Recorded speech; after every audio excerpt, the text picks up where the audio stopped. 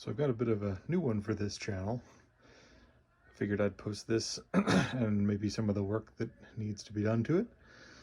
This is a 1973 Zenith Avanti cabinet. It's model number D4760X91. Has a manual tuner, so it's not a Space Command model. Kind of a space age pedestal look to it. You'll kind of see the other one back there is it's the identical set.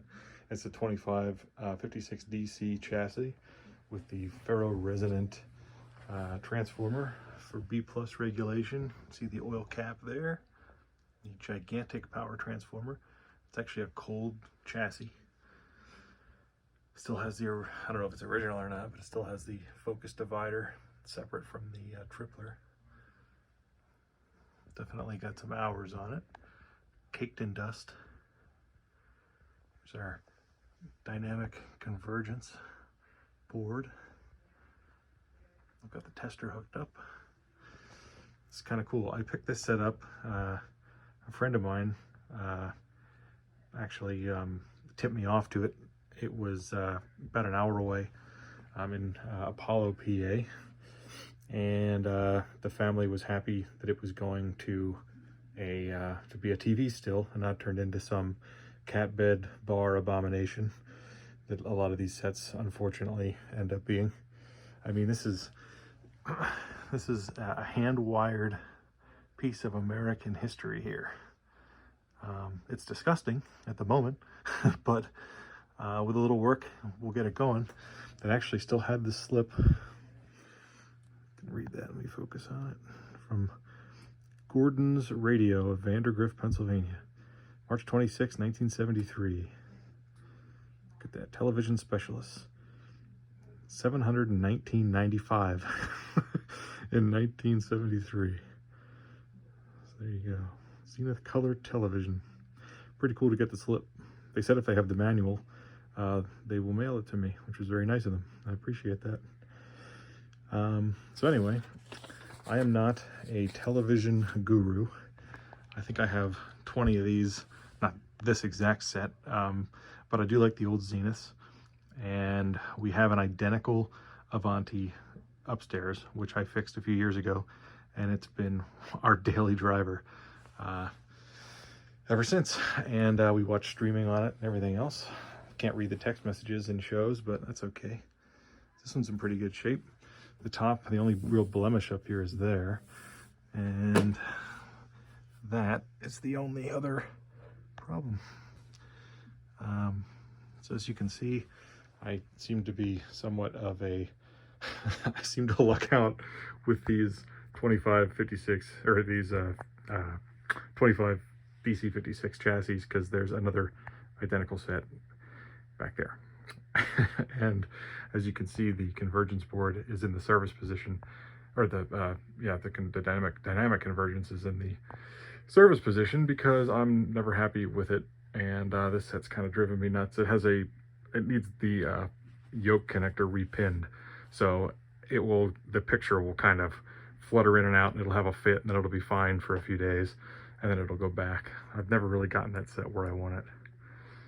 But and then over here, of course, why not have another one? I'm going to be sleeping on these things. This is the Panorama cabinet, Zenith. Another very popular model. I think these went from, I don't know if there was an original Chromacolor model of this or not. This is a Chromacolor 2 with a vertical chassis that I did a lot of work to, including repainting. Took that whole front bezel off, repainted it, fixed the wood. The wood had water damage, cut it all out, replaced the bottom. Did a great deal of work to this set, plus rebuilt it electrically to the best of my ability. And what else? Yeah, there was a System 3 version. I'm not a big fan of the System 3 stuff, but anyway, I like CC2 and CC1, and this is a Chromacolor 1. So I'm gonna check the tube tester hooked up here. Let's see what it says. Ugh. Again, I was not alive when these TVs were made, so I think I already had this warming up here. So it should still be set up to about where we want it to be. Turn our T2 controls down. Try to focus this better.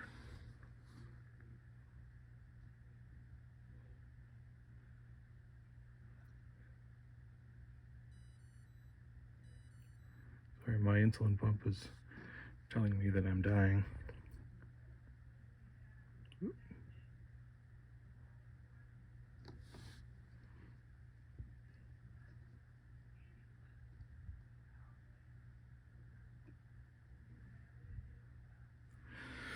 All right.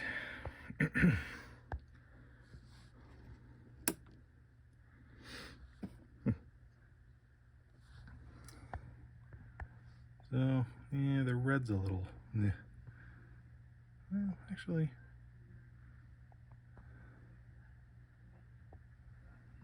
I feel like they change a little bit every time. I mean, this thing isn't exactly digital accuracy here. So let's try a tracking adjustment.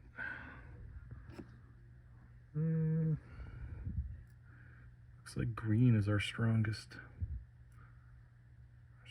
gun.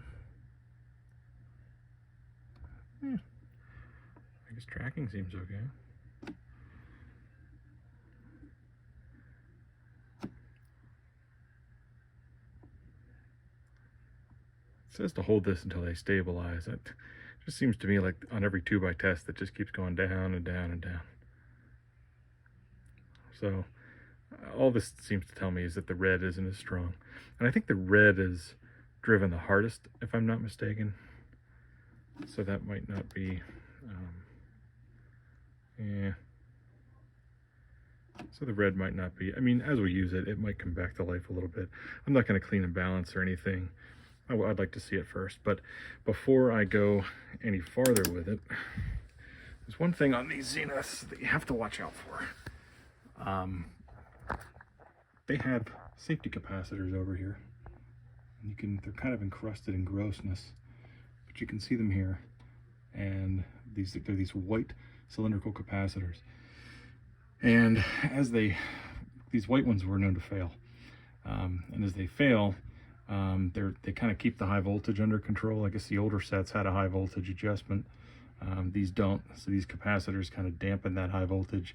And correct me if I'm wrong, but I believe what happens is there's normally 4 or 5 of them. There's 2 here, and normally I think there's a couple more under the chassis. And as they open, they allow the high voltage to get higher and higher and higher, to the point where eventually it arcs through the tube somewhere here and can actually blow the back neck of the tube off and render the whole tube a piece of junk and possibly cause a fire. I don't know. There was a recall on later sets that had a white, the Chromacolor 2s, like this one here, which this had already been fixed. There was a giant recall on them. They have a 4-lead capacitor that on the back of the set. On those, I don't have a picture of one, but the chassis kind of comes around like this, and it's right in this general region, mounted horizontally. And if it's white, it has to be replaced. I wouldn't even use a set with a capacitor like that. I'm still amazed that I've found now, this is my second Avanti with the original capacitors in it. Maybe these didn't fail as bad as the 4-lead ones, but the 4-lead ones were known to blow apart picture tubes and cause all kinds of damage. So all the sets I have that had those, I've replaced. And I would recommend doing the same. I'm not even going to try and start it without doing that first. So my steps with this, I'm going to get a paintbrush, a soft bristle paintbrush, and a vacuum cleaner, and go through and clean as much of this gunk out as I can. And then I'm going to pull this chassis out. And what I've done with my others, and again, this is my opinion. I mean, recapping, everyone has their general opinions on it. What I do with these is, excuse me, just for a general rule of thumb, I might not replace the oil cap right away. Sometimes these work for a while, but I think there are some pretty nasty chemicals in that. That multi-cap, there's 4 value capacitors in that. I'll normally change that just because I don't really trust them. I don't know if that's based on fear or internet mythology, but I normally change those while I have the thing apart, and I'll solder a terminal strip to the underside of the chassis and put four individual capacitors and just get rid of the can. And then what I'll do, and again, I'll say it again, not a guru. If you've done this for 50 years, I can't compete with you. I'm just learning as I go. But I'll take the modules out, and then there's little, you can't see them here, but there's little springs on these are Dura modules, and there are little tiny springs in these connectors. And I just take a small flathead screwdriver and just kind of push the both sides of those spring clips back in to make better contact, so they're nice and tight and they don't lose connection. Let's see what else. This is, I believe, the color setup switch, and this is your normal setup switch. I think this one just kills your video. These switches are terrible. They're absolutely junk.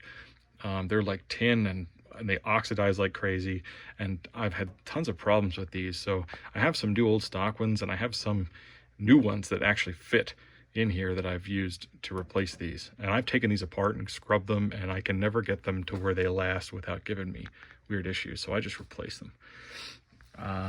What else? I'm going to see if that tripler and focus divider last. Triplers are getting really hard to find, and I don't want to throw parts at something that doesn't need it yet. But, and then there's, I believe, 1.5 ohm.